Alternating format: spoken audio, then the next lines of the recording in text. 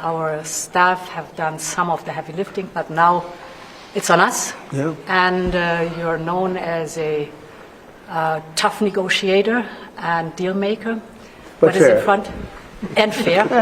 And what is in front of us? That's less important. You know, it's complicated, but not really complicated when you get right down to it, right? Well, pharmaceutical. August 1st deadline? Is there any chance that that gets... No. The August 1st is there for everyone. The deals all start on August 1st. Most of the deals, other than steel and aluminum, which we've been getting 50% tariffs from, I guess, just about everybody, and those have come in, and we've taken in, hundreds of billions of dollars just on steel and aluminum. You've seen the numbers. I think the President is right. We have a 50 to 50% chance to strike a deal. And indeed, it is about rebalancing. So you can call it fairness, Yeah. you can call it rebalancing. We have a surplus, the United States has a deficit, and we have to rebalance it. We have an excellent trade relation. It's a huge volume of trade that we have together. So we will make it more sustainable. Well, thank you very much. It's a beautiful Sunday in Scotland, and we thought we could cut things short and certainly travel distance, right, by having our meeting here. So we discussed options, and it's an honor to have the President of the European Union with us. Ursula has been really done a terrific job for them, not for us, but she's done a great job for them. And she's highly respected by us also. And we look forward to talking to see if we can do something. We've had a very good relationship over the years, but it's been a very one-sided transaction, very unfair to the United States. And I think both sides want to see fairness, but it's been a very, very one-sided deal, and it shouldn't be. And so we're here with her very brilliant staff, and hopefully we'll resolve a few issues. But it's a great honor. We just built this ballroom, and we're building a great ballroom at the White House. The White House has wanted a ballroom for 150 years, but they never had a real estate person. No president knew how to build a ballroom. But this just opened, relatively short time ago, and it's been quite the success. And I think I was just saying I could take this one, drop it right down there, and it would be beautiful. This is exactly what they've wanted. But it's an honor to have you at the new ballroom at Turnberry. And thank you very much. Thank you. Thank you very much, Mr. President. Thank you very much for inviting me here. Indeed, it is today about trade between the European Union and the United States. We're together the two largest economies worldwide. Right. If you look at the trade volume, it's the biggest trade volume globally, with $1.7 trillion among us. And if you look at our markets, it's a huge market, 800 million people if you take the United States and the European Union. So I'm very much looking forward to the discussions we will have now. Our staff have done some of the heavy lifting, but now it's on us. Yeah. And you're known as a tough negotiator and deal maker. But what fair. is in front? And fair. And what is in front of us? That's less important. If we are successful, I think it would be the biggest deal each of us has ever struck. So I'm very much looking forward. Ever struck by anybody? That's Yeah. true. Yeah. That's true. Right now we have that honor goes to Japan. We just struck a deal with Japan, as you know. And we're very close to a deal with China. We really sort of made a deal with China, but we'll see how that goes. And we have numerous other deals. And mostly I'm just going to charge tariffs. And, there's not a deal per se, but people are going to pay tariffs. And we're doing them at the low end, not the high end, because we don't want to hurt anybody. And pretty well, but you and I both figured this is really the biggest trading partnership in the world, so we should give it a shot, right? Yeah. Very much looking forward to that. Oh, thank you very much. Thank you. I do too. Any questions, please? Well, on Friday, you put the chances of a deal at 50%, maybe less. It seems like you're in quite a good mood. How would you rate those chances now? I'm actually not in a good mood, but I will tell you, I think the chances are, I think Ursula would say, probably 50-50 of making a deal. I hope, I'd like to make a deal. I think it's good for both, but I'd say 50-50. And what would you say the main sticking points are at this We have 3 or 4 sticking points. I'd rather not get in. We'll be discussing them. But I think the main sticking point is fairness. Okay. Please. Why you're in a bad mood? Was it a bad morning of golf, or why you're not in a good mood? No, the golf was beautiful. Golf can never be bad, even if you play badly. It's still good. If you had a bad day on the golf course, it's okay. It's better than other days. But no, I think I look forward to this meeting. You know, we've had a hard time with trade with Europe, very hard time, and I'd like to see it resolved. But if it isn't, we'll, have tariffs, and they'll do what they have to do. But we have a good chance of getting it resolved. We'll probably know in about an hour. Shouldn't take that long. It's complicated, but not really complicated when you get right down to it, right? Well, pharmaceuticals. August 1st deadline? Is there any chance that gets? No. The August 1st is there for everyone. The deals all start on August 1st. Most of the deals, other than steel and aluminum, which we've been getting 50% tariffs from, I guess, just about everybody, and those have come in, and we've taken in, hundreds of billions of dollars just on steel and aluminum. You've seen the numbers. We had a tremendous amount of money come in over the last month, and it's coming in, very rapidly, which is fair. We have a lot of steel mills and plants, aluminum mills and plants being built. We have a lot of AI being built, and we have a lot of auto plants being built or going to be built because they don't want to pay tariffs. So, if they don't want to pay tariffs, the best way to do it is just build your plant in the United States. Yes, please. What do you expect from the Europeans in terms of opening their markets to American products? Well, they have to open up to American products. We're open to European products, and we have been for forever. I don't think we have... We just about don't have any. I don't think we have any product that we say you can't sell. I guess you could get a little bit cute with chips, but that's, a little bit different category too. No, Europe is very closed. We don't sell cars into Europe. We don't sell essentially agriculture of any great degree. They want to have their farmers do it, and they want to have their car companies do it. I'm not saying anything that nobody knows. We have a rough situation. If we want to sell cars in Europe, we're not allowed to. And as you know, they sell millions and millions of cars, Mercedes, BMW, so many different, Volkswagen, so many different cars, and so many millions of cars. I would imagine number one, I didn't look at that, but I would imagine number one by far, more so than even Japan. Japan sells a lot of cars too. But the Japan deal worked out very favorable, very good. I hope for them too. And that's what we want to do, make everybody happy. Yes, please. Mr. President, should Israel be doing more to allow food into Gaza? Say it. Should Israel be doing more to allow food into Gaza?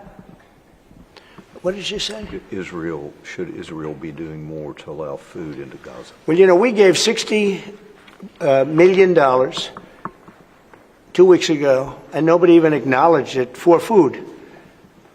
And it's terrible. You really at least want to have somebody say thank you. No other country gave anything. We gave $60 million 2 weeks ago for food, for Gaza. And nobody acknowledged it. Nobody talks about it. And it makes you feel a little bad when you do that and, you have other countries not giving anything. None of the European countries, by the way, gave. Nobody gave but us. And nobody said, gee, thank you very much. And it would be nice to have at least a thank you. And I took a lot of heat. When I do that, a lot of people aren't happy about that because they say, well, why are we doing it and nobody else? But I think we had a humanitarian reason for doing it.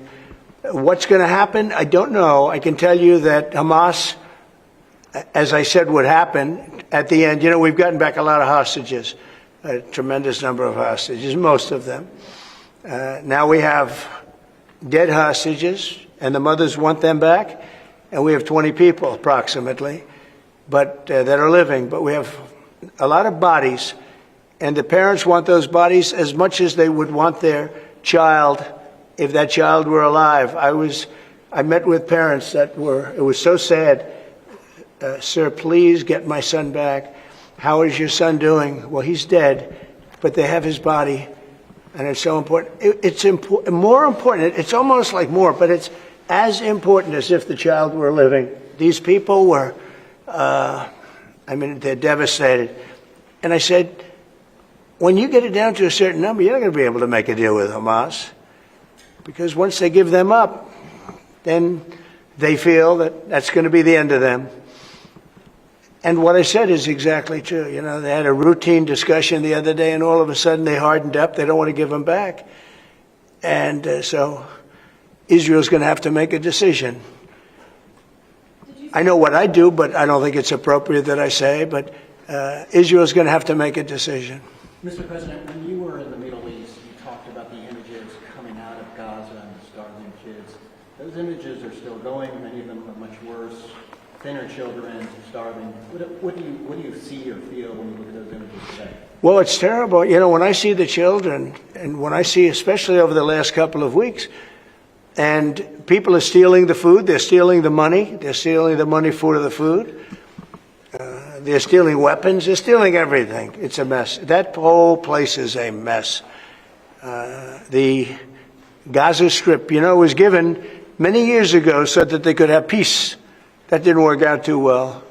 When Israel gave that up, whoever was the prime minister at the time, who I know who it was, but it was not exactly a very clever thing to do, because that was given so that they'd finally have peace, and it's actually made the situation worse. But we'll see what happens. I think Iran is acting up. I think that we have a lot of people we have Venezuela acting up in a different way. They continue to send people that we rebuff to our border. They continue to send drugs into our country. Venezuela, they've been very nasty, and we can't let that happen. But we have other countries too. We do have, and this is just getting a little off subject, but we have now the safest border we've ever had. And I think in many respects we probably have the most successful, and I say it all the time, every leader, when I went to NATO the other day, every leader said, you have the hottest country in the world. We have the hottest country in the world now. We're taking in hundreds of billions of dollars. We have the highest stock market we've ever had. We have the best numbers we've ever had. But we have hundreds of billions of dollars pouring into our country. And I think it's the hottest. And by the way, 1 year ago, our country was dead. We had a dead country because of an incompetent president and incompetent Democrats. All they know how to do is talk and think about conspiracy theories and nonsense. If they'd waste their time talking about America being great again, it would be so much nicer, so much easier, be very successful. But we were a dead country, and now we have the hottest country anywhere in the world. Yeah, any other questions? Mr. President, President Trump, on this particular deal, if you manage to do a deal today, will that be the end of the matter, or could there be more tariffs coming, particularly on pharmaceuticals? No, if we do a deal today with the European Union, that will be the end of it. Yeah, we'll go, I guess, a number of years at least before we have to even discuss it again. No, that would be the end of it. And this is the biggest deal. People don't realize this is bigger than any other deal. We have great countries. I'm familiar with many of them. So are you. And this is really the biggest deal. This is I guess we're the biggest out there, and they're the second. And when we come together, this will be the biggest deal. If that happens, and it could happen, should happen.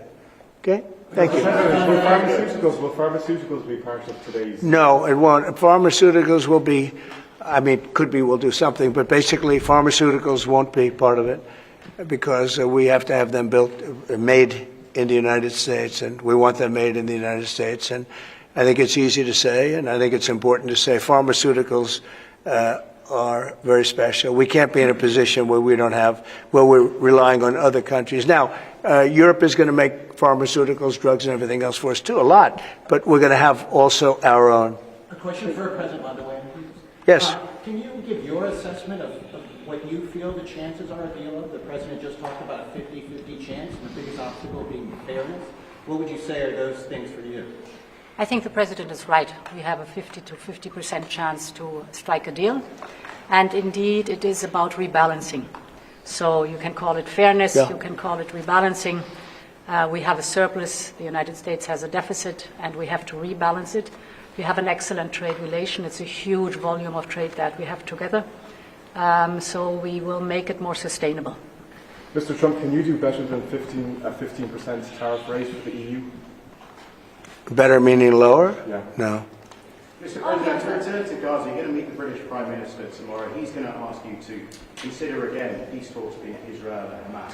Are you now saying there is no point in trying to resolve? Well, we're meeting about a lot of things. We have our trade deal, and it's been a great deal. It's good for them and good for us, I think. You know, the UK is very happy. They've been trying for 12 years to get it, and they got it, and it's a great trade deal for both. It works out very well. But we'll be discussing that. I think we're going to be discussing a lot about Israel. They're very much involved in terms of wanting something to happen. He's doing a very good job, by the way. Also on Gaza, sir, did you speak with Prime Minister Netanyahu this weekend about getting more aid into Gaza? I talked to him, yeah, I did. I talked to him about a lot of things. I talked to him about Iran. I think Iran's been very nasty with their words, with their mouth. I think they've been very nasty. They got the hell knocked out of them, and I don't think they know it. You know, I actually don't think they know it. They really do. The whole thing's a con job. We have a lot of con jobs going on. But Iran was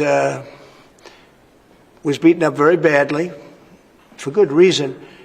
We cannot have them have a nuclear weapon. But they still talk about enrichment. I mean, who would do that? You just come out of something that's so bad, and they talk about, we want to continue enrichment. Who would say that? How stupid can you be to say that? So we're not going to allow that to happen. We're not allowing that to happen. Did you talk about more aid into Gaza? Will I do more aid? Yeah. The U.S. is going to do more aid for Gaza, but we'd like to have other countries participate. We're going to mention that to the European Union today. That's an international problem. It's not a U.S. problem. It's an international problem. And we're giving a lot of money and a lot of food and a lot of everything. If we weren't there, I think people would have starved, frankly. They would have starved. And it's not like they're eating well. But a lot of that food is getting stolen by Hamas. You know, they're stealing the food. They're stealing a lot of things. You ship it in and they steal it. Then they sell it. On Friday you said that Europe is being crushed by mass migration, and I wonder whether your friends on the other side of the room agree with you on that. Well, I'd let you respond to that if you like. So we have been working intensively on the topic of irregular migration. And we have, from the very beginning, said that migration is a European challenge that needs a European answer. As Europeans, we will fulfill our international obligations, as we've done in the past, also in the future. But we, as Europeans, are the ones who decide who comes to the European Union and under what circumstances, and not the smugglers and traffickers. That's the principle in which we are working. Gene Big. I will say this, they did ask me when I got off the plane, immigration, Europe has a tremendous problem, and we do too, but we've sealed our borders. We have nobody coming in, and we have hundreds of thousands of people being taken out, and the bad ones first, and I think we're doing a very good job of that. But it literally registered 0 people last month. You probably saw that, nobody. And Europe has a very similar problem. I think they're going to end up in the same place. You might as well go there quicker. And the other thing I say to Europe, we will not allow a windmill to be built in the United States. They're killing us. They're killing the beauty of our scenery, our valleys, our beautiful plains. And I'm not talking about airplanes. I'm talking about beautiful plains, beautiful areas in the United States. And you look up, and you see windmills all over the place. It's a horrible thing. It's the most expensive form of energy. It's no good. They're made in China, almost all of them. When they start to rust and rot in 8 years, you can't really turn them off. You can't bury them. They won't let you bury the propellers, the props, because they're a certain type of fiber that doesn't go well with the land. That's what they say. The environmentalists say you can't bury them because the fiber doesn't go well with the land. In other words, if you bury it, it will harm our soil. The whole thing is a con job. It's very expensive. And in all fairness, Germany tried it, and Wind doesn't work. You need subsidy for wind, and energy should not need subsidy. With energy, you make money. You don't lose money. But more important than that is it ruins the landscape. It kills the birds. They're noisy. You have a certain place in the Massachusetts area that over the last 20 years had 1 or 2 whales wash ashore, and over the last short period of time, they had 18. Okay? Because it's driving them loco. It's driving them crazy. Now, windmills will not come. It's not going to happen in the United States. And it's very expensive. And I would love to see. Today I'm playing the best course, I think, in the world, Turnberry. Even though I own it, it's probably the best course in the world, right? And I look over the horizon and I see 9 windmills. It's like right at the end of the 18th. I said, isn't that a shame? What a shame. You have the same thing all over Europe in particular. You have windmills all over the place. Some of the countries prohibit it, but people ought to know that these windmills are very destructive. They're environmentally unsound, just the exact opposite. Because the environmentalists, they're not really environmentalists. They're political hacks. These are people that they almost want to harm the country. But you look at these beautiful landscapes all over the world. Many countries have gotten smart. They will not allow it. They will not. It's the worst form of energy, the most expensive form of energy. But windmills should not be allowed. Okay. On Cambodia and Thailand, you spoke to leaders of those countries. I did. Are they doing enough to stop the fire? I hope so. You're talking about Cambodia and Thailand? Yeah. So I had an interesting time. We're dealing with Thailand, and we do a lot of trade with Thailand and with Cambodia. And yet, I'm reading that they're killing each other, they're fighting, they're in a war. And I say, this should be an easy one for me, because I've settled with India and Pakistan, and Serbia and Kosovo was going at it, but they have for a long time, in all fairness, right? You know about that. And others, the Congo. And what's gone on there. That's been a horrible thing with Rwanda. That's been a horrible thing. 31 years, 7 million, 8 million people killed. Machetes all over the place. It's a terrible thing. We got that one solved. We did 5 of them. And I was saying, we have a trade deal. We were working on we finalized another trade deal yesterday. And I asked my people, I said, how are we doing with Cambodia and how are we doing with Thailand? And they say they're going to be coming in at some point to talk. I said, well, let's call them right now. So I called the prime ministers of each. And I said, we're not going to make a trade deal unless you settle the war. A lot of people are killed, that in a short period of time. The border, they're fighting pretty like wild. And I spoke to both of the prime ministers, and I think by the time I got off, I think they want to settle now. I know they're meeting today or tomorrow, and we're going to work with them. Marco Rubio's working with them also, his people, and him.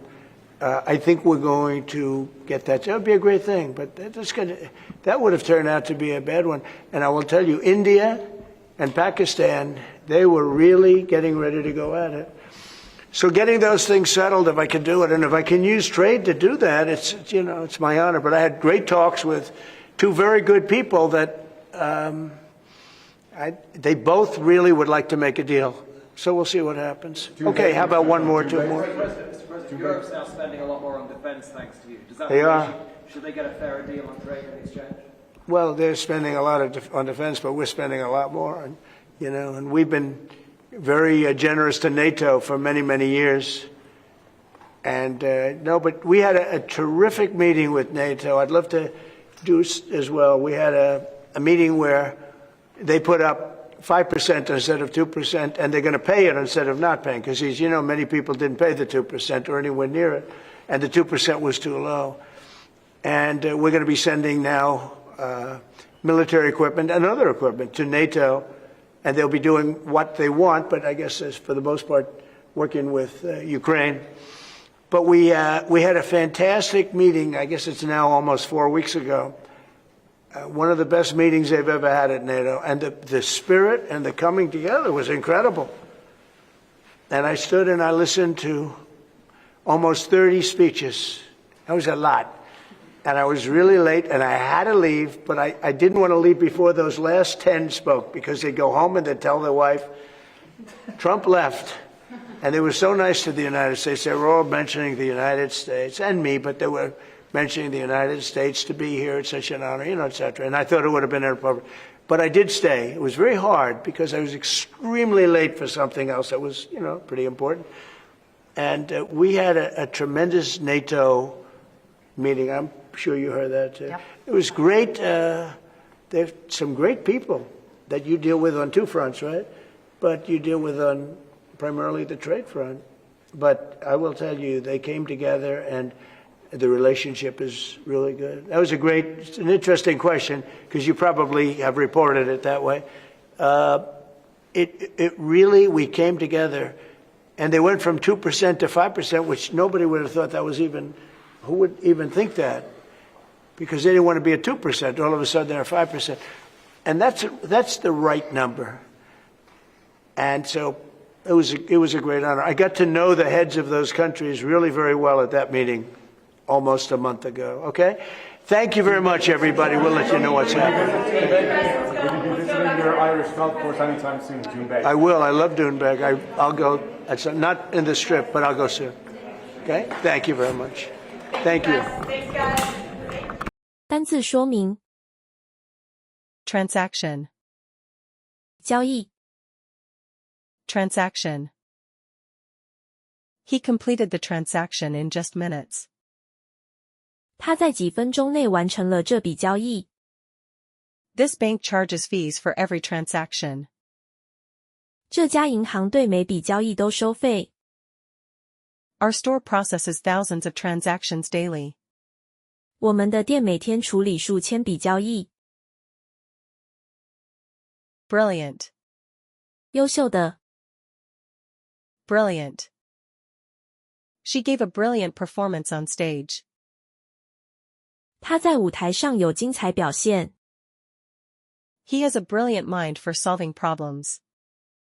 他在解决问题方面非常聪明。His solution was simple yet brilliant. 他的解决方案简单却卓越。Negotiator. 谈判者。Negotiator. She's a skilled negotiator in business deals. 她是位商业谈判高手。The negotiator helped resolve the conflict quickly. 谈判者迅速协助解决了冲突。He acted as chief negotiator for the agreement. 他是这份协议的首席谈判代表。Tremendous. 庞大的。Tremendous. They made tremendous progress this month. 他们这个月取得巨大进展。She showed tremendous courage under fire. 她在危难中展现巨大勇气。There was tremendous support for the campaign. 这次活动获得庞大支持。Humanitarian. 人道的。Humanitarian. The organization launched a humanitarian mission. 该组织展开人道救援任务。Humanitarian aid was delivered to the refugees. 人道援助已送达难民手中。They provided humanitarian support after disaster. 他们在灾后提供人道支援。Acknowledged. 承认，感谢。Acknowledged. She acknowledged his help with a smile. 她用微笑感谢他的帮忙。The crowd acknowledged her victory with cheers. 群众以欢呼肯定了她的胜利。We acknowledged the generous donation publicly. 我们公开感谢这笔慷慨的捐款。Rebuff. 拒绝。Rebuff. She rebuffed his invitation to dinner. 她拒绝了他的晚餐邀约。The proposal was firmly rebuffed by management. 这项提议被管理层坚决拒绝。The diplomat's suggestion was coldly rebuffed. 外交官的建议被冷淡拒绝。Confident. 自信的 confident. She felt confident before the big presentation. 他在重大简报前感到自信。He gave a confident answer during the interview. 他在面试中自信地回答问题。I'm confident we'll win the match today. 我有信心我们今天会赢得比赛。Pharmaceuticals. 药品 Pharmaceuticals. This company produces new pharmaceuticals yearly. 这家公司每年生产新药品。The cost of pharmaceuticals has risen again. 药品的价格又上涨了。New pharmaceuticals treat rare genetic diseases. 新药品可治疗罕见的基因疾病。Assessment. 评估 Assessment. We need a full risk assessment report. 我们需要一份完整的风险评估报告。The doctor's assessment confirmed our fears. 医生的评估证实了我们的担忧。The company conducted an annual assessment. 公司进行了一次年度评估。Assessment. 再平衡 Assessment. We need a full risk assessment report. 我们需要重新平衡投资组合。The doctor's assessment confirmed our fears. 他希望重新平衡地区间的贸易。The company conducted an annual assessment. 经理决定重新分配工作量。Migration. 移民 Migration. There has been a rise in global migration. 全球移民数量有所上升。Migration patterns have changed in recent years. 近年来移民模式已有变化。Migration affects labor markets and housing.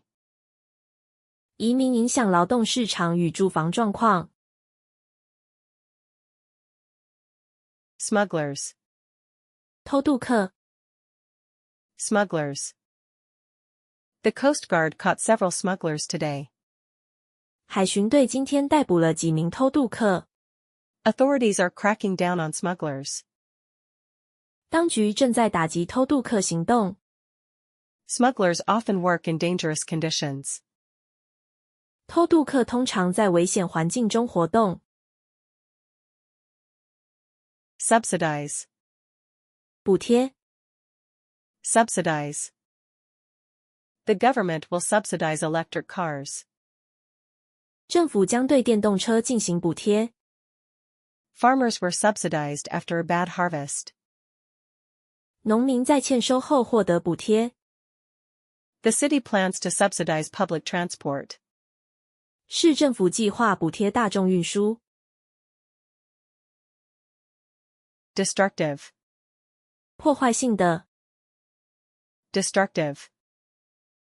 The hurricane had a destructive impact. 飓风造成破坏性影响。The fire was extremely destructive to property. 这场火灾对财产造成严重破坏。